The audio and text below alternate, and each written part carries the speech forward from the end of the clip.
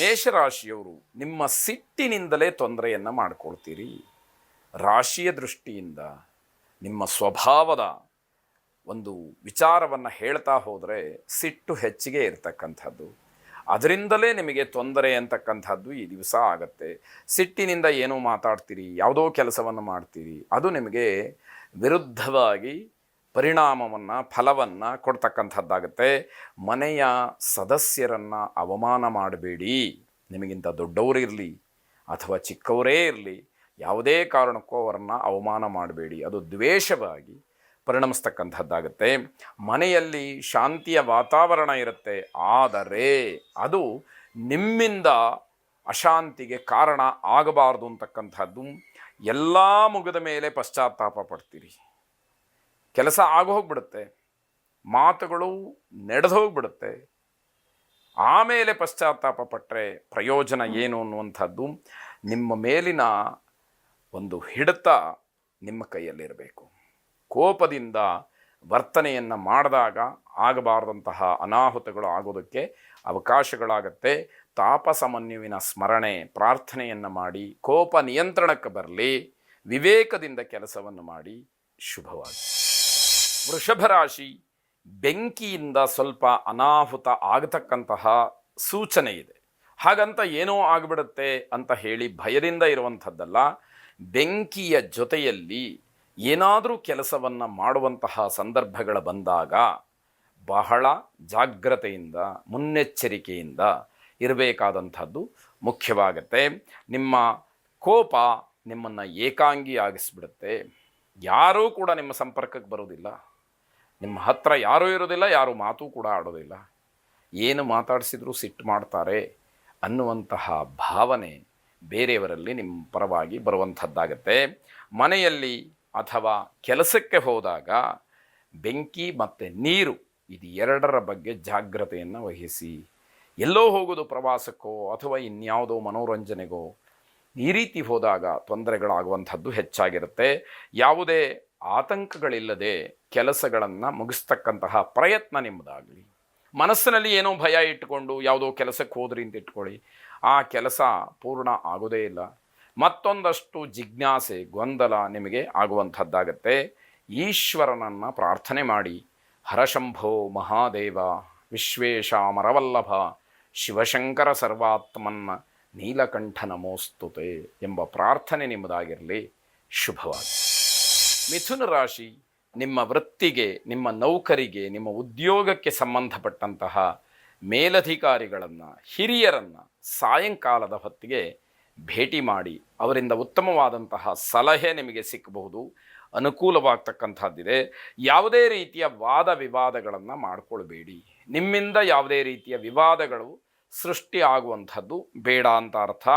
ಉದ್ಯೋಗದಲ್ಲಿ ಏನೋ ಅಸ್ಥಿರತೆ ಕಾಡ್ತಾ ಇದೆ, ಅದನ್ನು ಸರಿಪಡಿಸ್ಕೊಳ್ಬೇಕಾದಂತಹ ಅಗತ್ಯತೆ ಅನಿವಾರ್ಯ ತುಂಬ ಇರುವಂಥದ್ದು. ಉದ್ಯೋಗಕ್ಕೆ ಸಂಬಂಧಪಟ್ಟಂತಹ ವಿಚಾರದಲ್ಲಿ ಒಂದಷ್ಟೂ ಸಮಾಧಾನ ಇರುವುದಿಲ್ಲ. ಪ್ರತಿ ಕ್ಷಣಕ್ಕೂ ಕೂಡ ಏನೇನೋ ಬದಲಾವಣೆಗಳು, ಏನೋ ತಿರುವನ್ನು ಪಡ್ಕೊಳ್ತಕ್ಕಂಥದ್ದಾಗತ್ತೆ. ಕೆಲಸವನ್ನು ಕಳ್ಕೊಳ್ತಕ್ಕಂತಹ ಭಯವೂ ಕೂಡ ನಿಮಗೆ ಕಾಡುವಂಥದ್ದು.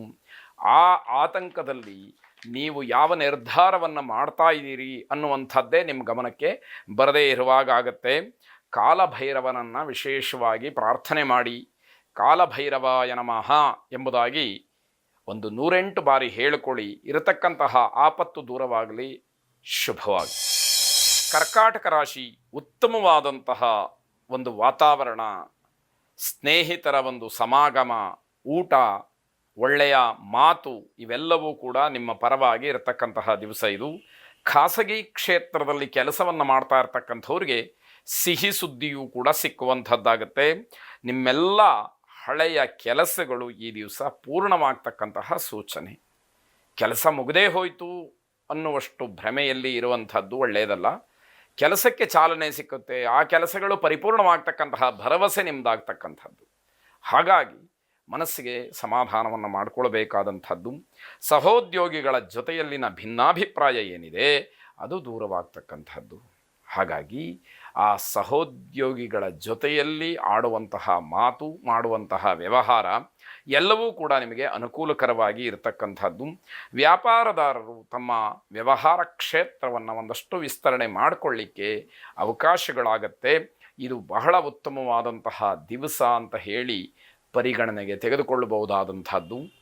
ಶುಭವಾಗಿ. ಸಿಂಹರಾಶಿ, ಮಧುಮೇಹ, ಸಕ್ಕರೆ ಕಾಯಿಲೆ ಇರತಕ್ಕಂಥವರು ಸ್ವಲ್ಪ ಜಾಗ್ರತೆಯನ್ನು ವಹಿಸಬೇಕಾದಂಥದ್ದು.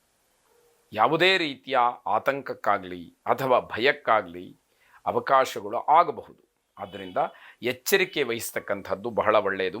ಕುಟುಂಬದವರ ಜೊತೆಯಲ್ಲಿ ಸಂತೋಷದ ವಾತಾವರಣ ಇದ್ದರೂ ಕೂಡ ಆರೋಗ್ಯದ ದೃಷ್ಟಿಯಿಂದ ಆ ಸಂತೋಷವನ್ನೆಲ್ಲ ಕಿತ್ಕೊಳ್ಳಬಹುದು ಅನ್ನುವಂಥದ್ದಾಗತ್ತೆ. ಆತ್ಮವಿಶ್ವಾಸ ನಿಮ್ಮ ಎಲ್ಲ ಕೆಲಸಗಳಿಗೆ ಸ್ಫೂರ್ತಿಯಾಗುತ್ತೆ. ಧೈರ್ಯದಿಂದ ನಿರ್ಧಾರವನ್ನು ಮಾಡ್ತಕ್ಕಂಥದ್ದು, ಧೈರ್ಯದಿಂದ ಮುನ್ನಡಿತಕ್ಕಂಥದ್ದೇ ನಿಮ್ಮನ್ನು ಕಾಪಾಡ್ತಕ್ಕಂಥದ್ದು. ವಿದೇಶದಲ್ಲಿ ಕೆಲಸ ಮಾಡ್ತಾ ಇರ್ತಕ್ಕಂಥವ್ರಿಗೆ, ವಿದೇಶದಲ್ಲಿ ಇರುವಂಥವ್ರಿಗೆ ಸಿಹಿ ಸುದ್ದಿ ಇರುವಂಥದ್ದು. ಹಿರಿಯರ ಆಶೀರ್ವಾದವನ್ನು ಪಡ್ಕೊಳ್ಳಿ. ಹಿರಿಯರ ಮಾರ್ಗದರ್ಶನದಂತೆ ನಡೆದರೆ ನಿಮಗೆ ಅನುಕೂಲ ಅಂತಕ್ಕಂಥದ್ದು ಬಹಳವಾಗಿ ಸಿಕ್ಕತ್ತೆ ಅಂತ ಹೇಳಬೇಕು. ಶುಭವಾಗಿ. ಕನ್ಯಾ ರಾಶಿ, ಮಾತಿನಿಂದ ಮಾತ್ರ ನಿಮಗೆ ನೆಮ್ಮದಿ ಸಿಕ್ಕುವಂಥದ್ದು. ನೀವು ಒಳ್ಳೆಯ ಮಾತನ್ನಾಡಿದರೆ ಬೇರೆಯವರೂ ಕೂಡ ನಿಮಗೆ ಒಳ್ಳೆಯ ಮಾತುಗಳಿಂದ ಉಪಚರಿಸ್ತಾರೆ. ಆಗ ಮಾತ್ರ ನೆಮ್ಮದಿ ಅನ್ನುವಂಥದ್ದು. ನೀವೆಲ್ಲ ಕೆಲಸಗಳನ್ನು ನಿರ್ವಹಿಸೋದಕ್ಕೆ ಸಮರ್ಥರಾಗಿರ್ತೀರಿ. ಆದರೆ ಪ್ರಯತ್ನ ಮಾಡಬೇಕು. ಯಾವುದೂ ಕೂಡ ನಾವಿರುವಂಥ ಜಾಗಕ್ಕೆ ಬರಲಿ ಅಂತ ಹೇಳಿ ಅಪೇಕ್ಷೆ ಪಡುವಂಥದ್ದಿದೆಯಲ್ಲ, ಅದು ತಪ್ಪಾಗತ್ತೆ. ನಮ್ಮ ಪ್ರಯತ್ನ ಸಣ್ಣದಾಗಿದ್ದರೆ ನಾವು ಒಂದಷ್ಟು ಗುರಿಯನ್ನು ಸಾಧನೆ ಮಾಡಲಿಕ್ಕೆ ಅನುಕೂಲವಾಗತ್ತೆ. ಯಾಕೆ ಅಂತಂದರೆ ಅದು ಸಣ್ಣ ಒಂದು ಇರುವೆನೇ ಆಗಿರಲಿ ಅಥವಾ ದೊಡ್ಡ ಗರುಡ ಪಕ್ಷಿನೇ ಆಗಿರಲಿ, ಪ್ರಯತ್ನವನ್ನು ಮಾಡಲಿಲ್ಲ ಅಂತ ಆದರೆ ಇರೋ ಜಾಗದಲ್ಲೇ ಇರಬೇಕಾಗತ್ತೆ. ಪ್ರಯತ್ನ ಮಾಡ್ತಕ್ಕಂತಹ ಸಣ್ಣ ಇರುವೆ ನಿರಂತರವಾದಂತಹ ಪ್ರಯತ್ನದ ಫಲದಿಂದ, ಪ್ರಯತ್ನದ ಬಲದಿಂದ ಅದು ಸಾವಿರಾರು ಯೋಜನೆಗಳಷ್ಟು ನಡ್ಕೊಂಡು ಹೋಗ್ಬೋದು, ಚಲಿಸಬಹುದು. ಆದರೆ ಹಾರುವುದಕ್ಕೆ ಹೆಚ್ಚಿನ ಸಾಮರ್ಥ್ಯ ಪಡ್ಕೊಂಡಿರತಕ್ಕಂತಹ ಗರುಡ ಕೂತ ಜಾಗದಲ್ಲೇ ಕೂತಿದೆ ಅಂತಾದರೆ ಅಲ್ಲೇ ಕೂತಿರಬೇಕಾಗತ್ತೆ. ಇದರ ಅರ್ಥ ಏನು ಅಂತಂದರೆ ನಮ್ಮ ಪ್ರಯತ್ನ ನಿರಂತರವಾಗಿರಬೇಕು ಅನ್ನುವಂಥದ್ದು. ಯಾವಾಗ ಪ್ರಯತ್ನ ಕಡಿಮೆ ಆಗುತ್ತೆ ಆಗ ಫಲವನ್ನು ನಿರೀಕ್ಷೆ ಮಾಡೋ ಹಾಗೆ ಇಲ್ಲದೇ ಇರತಕ್ಕಂಥದ್ದು. ಮನೆಯಲ್ಲಿ ಮಂಗಳ ಕಾರ್ಯದ ವಿಚಾರಕ್ಕೆ ಒಂದಷ್ಟು ಸಂತೋಷ ಅಂತಕ್ಕಂಥದ್ದು. ನಯವಾದ ಮಾತಿನಿಂದ ಕೆಟ್ಟವರನ್ನು ದೂರ ಮಾಡಿಕೊಡಿ. ಅವರ ಜೊತೆಯಲ್ಲಿ ಜಗಳವನ್ನು ಮಾಡೋದರಿಂದ ಯಾವ ಪ್ರಯೋಜನವೂ ಆಗೋದಿಲ್ಲ. ಅದರಿಂದ ಒಳ್ಳೆಯ ಮಾತಿನಿಂದ ಅವರಿಂದ ಅಂತರವನ್ನು ಕಾಯ್ದುಕೊಂಡ್ರೆ ನಿಮ್ಮ ಒಂದು ಭವಿಷ್ಯವಾಗಲಿ ಅಥವಾ ನಿಮ್ಮ ಜೀವನವಾಗಲಿ ಸಂತೋಷಕರವಾಗಿ ಇರತಕ್ಕಂಥದ್ದಾಗತ್ತೆ. ವಿರೋಧಿಗಳ ಜೊತೆಯಲ್ಲಿ ವಾದ ವಿವಾದವನ್ನು ಮಾಡುವಂಥದ್ದು ತರವಲ್ಲ ಅಂತ ಹೇಳಿ ಅದರ ಅರ್ಥ. ನಿಮ್ಮ ಹಳೆಯ ವಿರೋಧಗಳಿಂದ ಮಂಗಳ ಕಾರ್ಯಗಳಿಗೆ ಏನೋ ಅಡ್ಡಿಯಾಗುವಂತಹ ಸೂಚನೆಗಳು ಬರುತ್ತೆ. ಅದರಲ್ಲೂ ಕೂಡ ಜಾಗ್ರತೆಯನ್ನು ವಹಿಸಿ ಅದನ್ನು ಹೇಗೆ ಬುದ್ಧಿವಂತಿಕೆಯಿಂದ ಬದಲಾಯಿಸಿಕೊಳ್ಳಬಹುದು ಅನ್ನುವಂಥದ್ದನ್ನು ಗಮನಿಸಿ ಅಯ್ಯಪ್ಪ ಸ್ವಾಮಿಯನ್ನು ಪ್ರಾರ್ಥನೆ ಮಾಡಿ. ಶುಭವಾಗಿ. ತುಲಾರಾಶಿ, ಮನೆಯಲ್ಲಿ ಅಶಾಂತಿಯ ವಾತಾವರಣ ಇರುವಂತಹ ಸೂಚನೆಗಳಿದೆ. ಅದಕ್ಕೆ ಕಾರಣವನ್ನು ತಿಳಿದು ಆ ಅಶಾಂತಿಯನ್ನು ದೂರ ಮಾಡುವಂತಹ ಪ್ರಯತ್ನವನ್ನು ಮಾಡಿ ಅದರಲ್ಲಿ ನೀವು ಮನಸ್ತೃಪ್ತಿಯನ್ನು ಹೊಂದುವಂಥದ್ದಾಗಲಿ, ಪಿತ್ರಾರ್ಜಿತವಾದಂತಹ ಆಸ್ತಿ ಅಥವಾ ಅದಕ್ಕೆ ಸಂಬಂಧಪಟ್ಟಂತಹ ಒಂದಷ್ಟು ಅನುಕೂಲ ನಿಮಗೆ ಸಿಕ್ಕುವಂಥದ್ದಿದೆ. ಕಾನೂನಿಗೆ ಸಂಬಂಧಪಟ್ಟಂತಹ ವಿಚಾರದಲ್ಲಿ ಜಾಗ್ರತೆಯನ್ನು ವಹಿಸಿ. ಎಲ್ಲೂ ಕೂಡ ಯಾವುದೋ ದಾಕ್ಷಿಣ್ಯಕ್ಕೊಳಗಾಗಿ ರಾಜಿ ಮಾಡಿಕೊಳ್ತಕ್ಕಂತಹ ವಿಚಾರಕ್ಕೆ ಬಂದಾಗ ಸರಿಯಾದಂತಹ ಚಿಂತನೆಗಳು, ಸರಿಯಾದಂತಹ ರೀತಿಯಲ್ಲಿ ವಿವೇಕದಿಂದ ವರ್ತಿಸಬೇಕಾದಂಥದ್ದಾಗತ್ತೆ. ಹೊಟ್ಟೆಗೆ ಸಂಬಂಧಪಟ್ಟಂತಹ ಸಮಸ್ಯೆ ಕಾಡಬಹುದು. ಸ್ವಲ್ಪ ಅದರ ಬಗ್ಗೆ ಗಮನ ಕೊಟ್ಟು ಅದನ್ನು ಸರಿಪಡಿಸ್ಕೊಳ್ತಕ್ಕಂಥದ್ದು.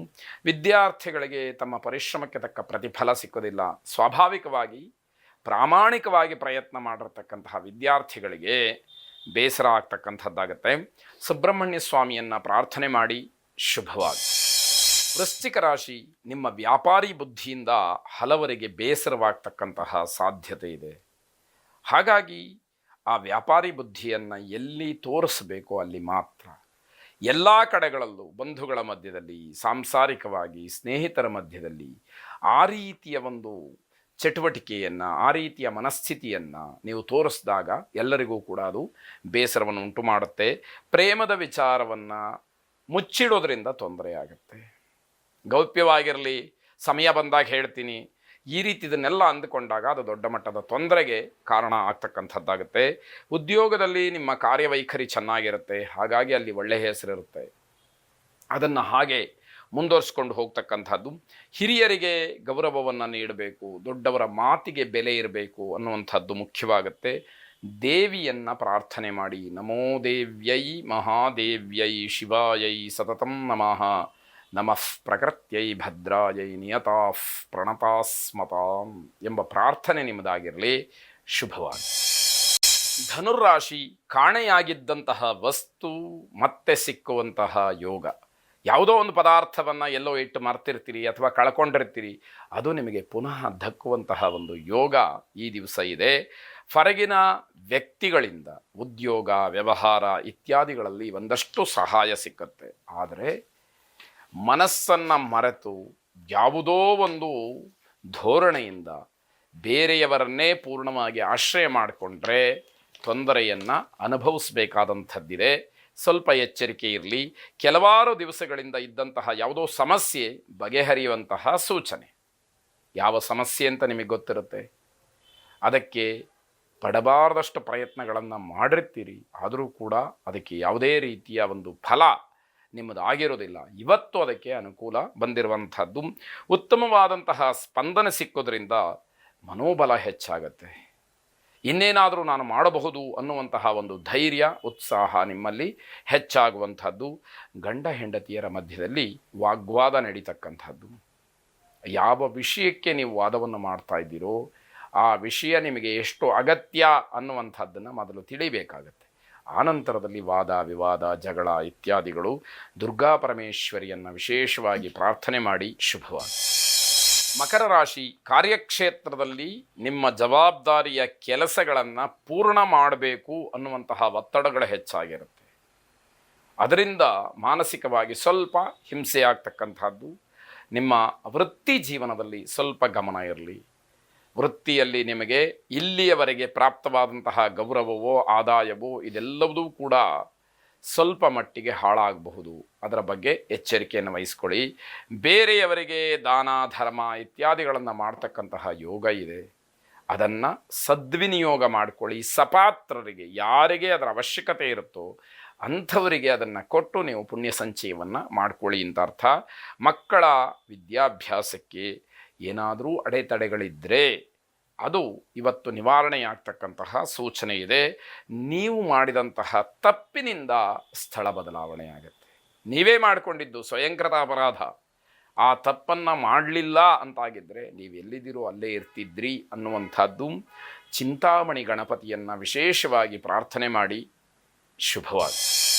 ಕುಂಭರಾಶಿ, ಮಕ್ಕಳ ಅಪೇಕ್ಷೆಯನ್ನು, ಮಕ್ಕಳ ಅಗತ್ಯತೆಯನ್ನು ಪೂರೈಕೆ ಮಾಡಬೇಕಾದಂಥದ್ದು ಗುರುತರವಾದಂತಹ ಜವಾಬ್ದಾರಿಯಾಗಿರುತ್ತೆ. ಆ ಒತ್ತಡ ನಿಮ್ಮ ಮೇಲೆ ಹೆಚ್ಚಾಗುವಂಥದ್ದು. ಒಟ್ಟಾರೆ ದಿನವನ್ನು ಗಮನಿಸಿದಾಗ ಅಷ್ಟೊಂದು ಶುಭವಾದಂತಹ ದಿವಸ ಅಲ್ಲ ಅನ್ನುವಂಥದ್ದು ನಿಮಗೆ ಗೊತ್ತಿರಲಿ. ಮನೆಯ ಹೊರಗಡೆ ಉತ್ತಮವಾದಂತಹ ವಾತಾವರಣ ಇರುತ್ತೆ, ಆದರೆ ಅದನ್ನು ನೀವು ಗಮನಿಸಿದಾಗ ಹಾಗೆ ಅಂತ ಹೇಳಿ ನಿಮ್ಮ ಅನುಭವಕ್ಕೆ ಬರದೇ ಇರತಕ್ಕಂಥದ್ದು. ಮನೆಯಲ್ಲೂ ಕೂಡ ಭಯದ ವಾತಾವರಣ ಇರುವಂಥದ್ದು. ವಿನಾಕಾರಣ ಕೆಲಸಕ್ಕೆ ಹೋಗದೇ ಇರತಕ್ಕಂಥದ್ದು, ಇದು ದೊಡ್ಡ ತಪ್ಪಾಗತ್ತೆ. ಮಕ್ಕಳು ಮಾಮೂಲಿಯಂತೆ ಇರೋದಿಲ್ಲ. ಮಕ್ಕಳಲ್ಲೂ ಏನೋ ಬದಲಾವಣೆ, ಏನೋ ವ್ಯತ್ಯಾಸ, ಹೀಗಿರಲಿಲ್ವಲ್ಲ ಅಂತ ಹೇಳಿ ನೀವು ಯೋಚನೆ ಮಾಡಬೇಕಾದಂತಹ ಪರಿಸ್ಥಿತಿ. ಪುಣ್ಯಕ್ಷೇತ್ರಗಳಲ್ಲಿ ಏನಾದರೂ ಹರಕೆಯನ್ನು ಮಾಡಿಕೊಂಡಿದ್ದರೆ ಅದನ್ನು ಆದಷ್ಟು ಬೇಗ ತೀರಿಸುವಂತಹ ಒಂದು ಸಂಕಲ್ಪವನ್ನು ಮಾಡಿ. ದಕ್ಷಿಣಾಮೂರ್ತಿಯನ್ನು ಪ್ರಾರ್ಥನೆ ಮಾಡಿ.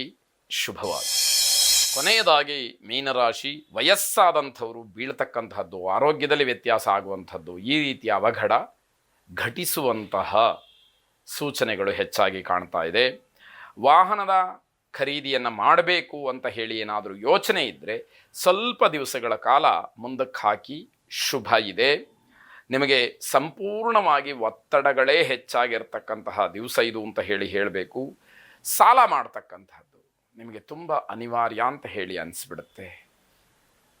ಯೋಚನೆ ಮಾಡಿ ಯಾವುದಕ್ಕೋಸ್ಕರ ಸಾಲ ಮಾಡ್ತಿದ್ದೀರಿ ಅನ್ನುವಂಥದ್ದು ಗಮನದಲ್ಲಿ ಇರಲಿ. ಕುಟುಂಬದಲ್ಲಿ ಅನೇಕ ಜವಾಬ್ದಾರಿಯುತವಾದಂತಹ ಕೆಲಸಗಳು ನಿಮ್ಮ ಮೇಲಿರುತ್ತೆ. ಅದನ್ನು ನೀವು ಪೂರ್ಣ ಮಾಡಿಕೊಳ್ಬೇಕಾದಂಥದ್ದು. ದೊಡ್ಡ ದೊಡ್ಡದಾದಂತಹ ಒಪ್ಪಂದಗಳಿಗೆ ಸಹಿ ಮಾಡ್ತಕ್ಕಂತಹ ಸಂದರ್ಭವೋ ಅಥವಾ ಇನ್ಯಾವುದಾದ್ರೂ ಒಂದಷ್ಟು ಒಪ್ಪಂದಗಳನ್ನು ಮಾಡಿಕೊಳ್ಬೇಕು ಅನ್ನುವಂತಹ ಚಿಂತನೆಯೋ ಮನಸ್ಸಿನಲ್ಲಿ ಬರುವಂಥದ್ದಾಗುತ್ತೆ. ನಿಮ್ಮ ಕೆಲಸದ ಗುಣಮಟ್ಟವನ್ನು ಕಾಪಾಡಿಕೊಳ್ಳೋದ್ರಲ್ಲಿ ವಿಫಲರಾಗ್ತೀರಿ. ನೀವು ಮಾಡುವಂತಹ ಕೆಲಸ ಸರಿಯಾದಂತಹ ಗುಣಮಟ್ಟವನ್ನು ಹೊಂದಿರೋದಿಲ್ಲ, ಅದರಿಂದ ನಿಮಗೆ ಗೌರವ ಅನ್ನುವಂಥದ್ದು ಸಿಕ್ಕೋದಿಲ್ಲ. ಅದನ್ನು ಆಲೋಚನೆ ಮಾಡಬೇಕು. ಶರಭೇಶ್ವರನನ್ನು ಪ್ರಾರ್ಥನೆ ಮಾಡಿ. ಶುಭವಾಗಲಿ.